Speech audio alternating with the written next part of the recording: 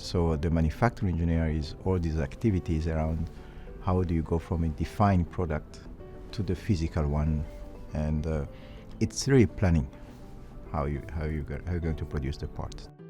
From a Windchill point of view, so what we allow is really to define those deliverables that are going to be that usually are part of the manufacturing engineering, which is the mBOMs, the process planning, the work instructions, and also what we call the factory layout, because you also need to design your factory during that processes. So those are the major ones.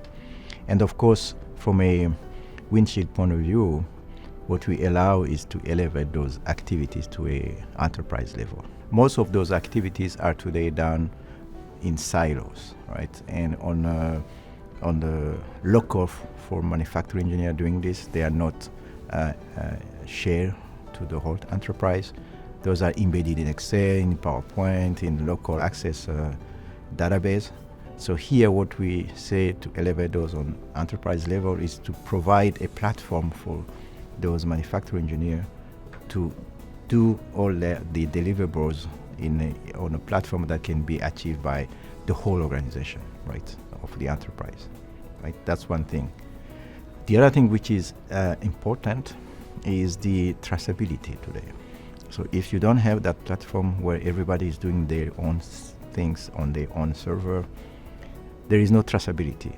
So you have a poor data quality, because sometimes without having that traceability on the shop floor, they end up having the wrong version of the information that they need, which actually introduce some delay, some poor quality and cost. So what we want is to use a platform that is already has been designed for engineering and extend it to those activities by allowing it to go in the same PLM as the design engineering, which actually result in a concurrency.